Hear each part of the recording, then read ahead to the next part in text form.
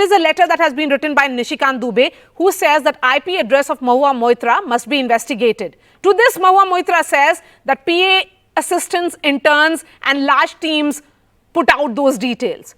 So the question now is, in which direction is the investigation headed? Now, see, on the particular point you are raising, it is true that almost all government servants, bureaucrats, parliamentarians do give their credentials to their personal staff, but it is usually the private secretary or personal secretary. You don't distribute your login details to a large set of people, as Ms. Mahua is claiming.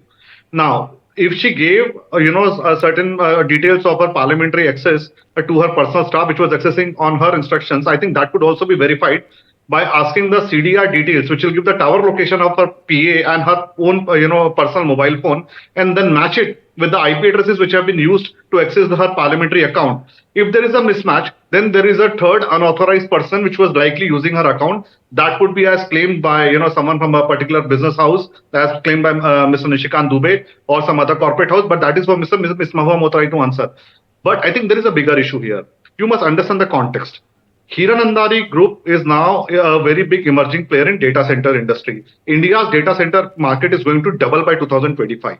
Now, there is also another context that after the Galwan conflict, government of India had banned Chinese apps, and there has been a consistent government of India's view that India needs to have a data localization policy. We need to have a data sovereignty policy in place, and people have been pushing, including us, for data sovereignty, data localization. Now, I think one of the another biggest player in this data center industry is Adani Group, which has been one of the very key leading players.